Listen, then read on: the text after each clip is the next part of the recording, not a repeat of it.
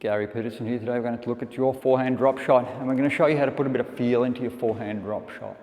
Now I'm going to show you a few different ways to actually get a little bit into your forehand drop. Here's your drop, across here and through there. That was really difficult because all of a sudden the ball just stopped on me, so it wasn't the easiest shot in the world. So our standard drop goes across the line. So we go across the line. Here's our standard drop across the line. That's terrible, but never mind. Here, across the line, and it'll go in pretty well. So as long as I cut across, the ball will go in pretty well. The other thing we do with our standard drop is I tend to stand up a lot more. So a lot of people are taught to get down and around down here and do this. That's far from what we do these days. You don't do that anymore because you're showing your opponent the complete ball. You're showing them that you're playing a drop shot, and you're showing them everything. You're just giving them a whole view of the whole world.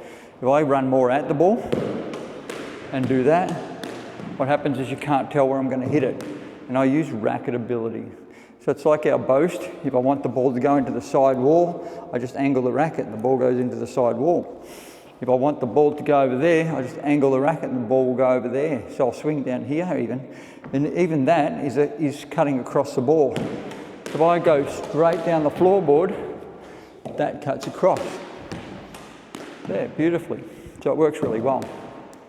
Okay, so now we're going to get good. We're going to get a little bit of our follow through. We're going to show you what the follow through does with our forehand drop and how to get feel. So if I go out and use my follow through for feel, out. So what I'm doing is I'm pushing out, but I'm still slicing across, and I get really quite good. Now if you remember our loop forehand drive, we're going to use that. This is why I'm showing you this. Our loop forehand drive goes around here and stays in front. So it does all this. Yep. So it doesn't do this, it doesn't do that, and it doesn't do that. So if I loop forehand drive a drop, loop, it's pretty cool. Like, how good is that? If all I've got to do is go in front and loop, and it's really neat. It's like phenomenal. What's happening is our open racket face is allowing the ball to run off. You get this really good feeling, and you get this feeling out of drop. So if I'm back here, if I loop, I can get a pretty good angle on the ball. Back here, loop it out, and it will go pretty well and pretty straight. The benefit is, I know there's not a lot of deception in it at the moment. You can go deep off that swing, not too hard, because you can get speed out of that motion really quickly. So you can get the ball down the back, no trouble at all. But you'll find, I don't care if my opponent knows it's going to be a drop shot, because I know it's going to have real quality on it. And what this does, it gives you that feel through the ball. So you can put the ball really short, really well, really quickly. It's just really fantastic. Now there's two different ways of playing a drop. Some people are taught that you start your racket up here and you come in and you stop on the ball. So it's this one. Up here, stop. Now that's really good.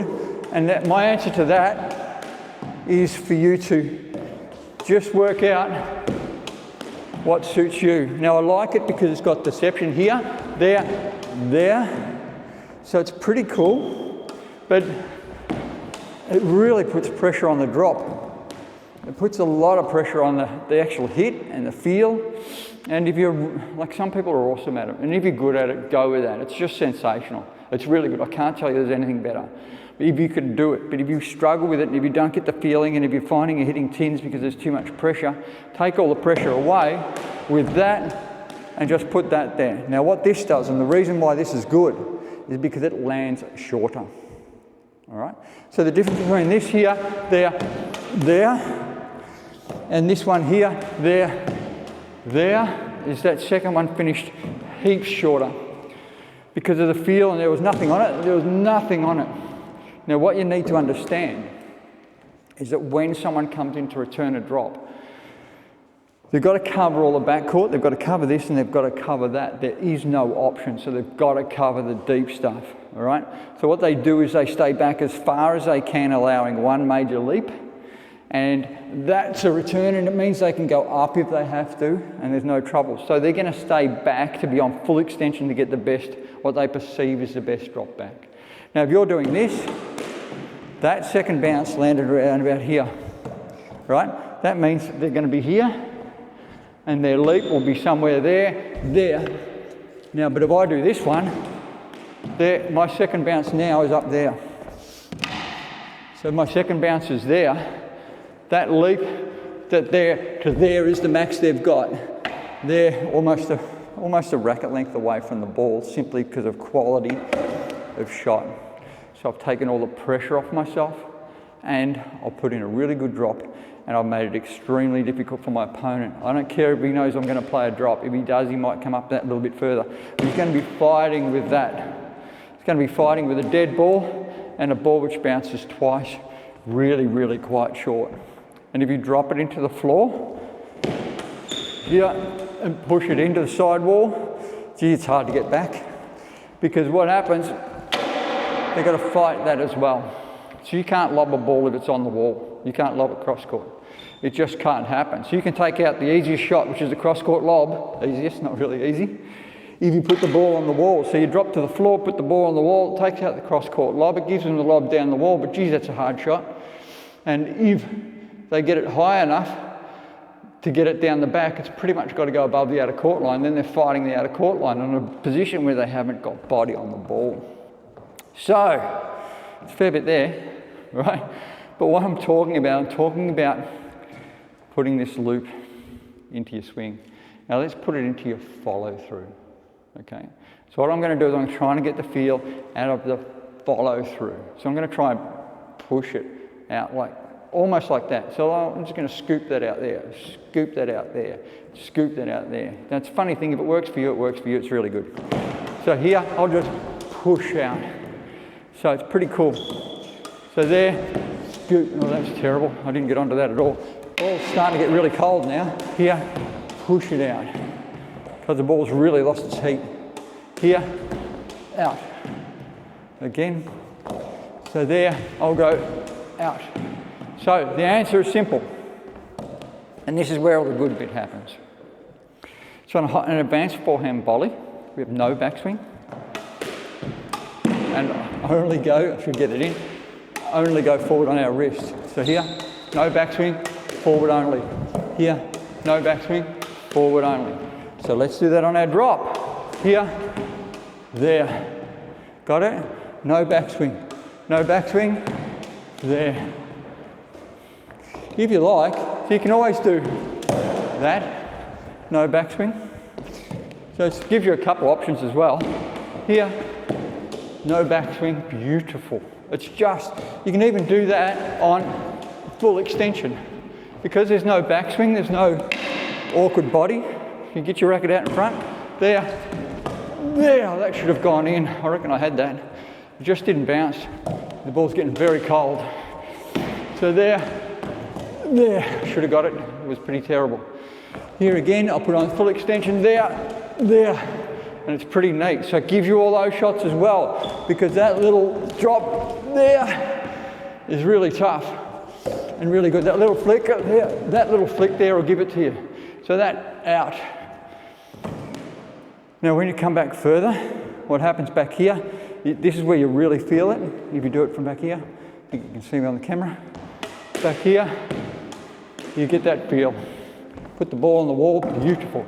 So I'm going to push from here, no backswing, out. And just get that little motion. So it's pretty cool. There, out.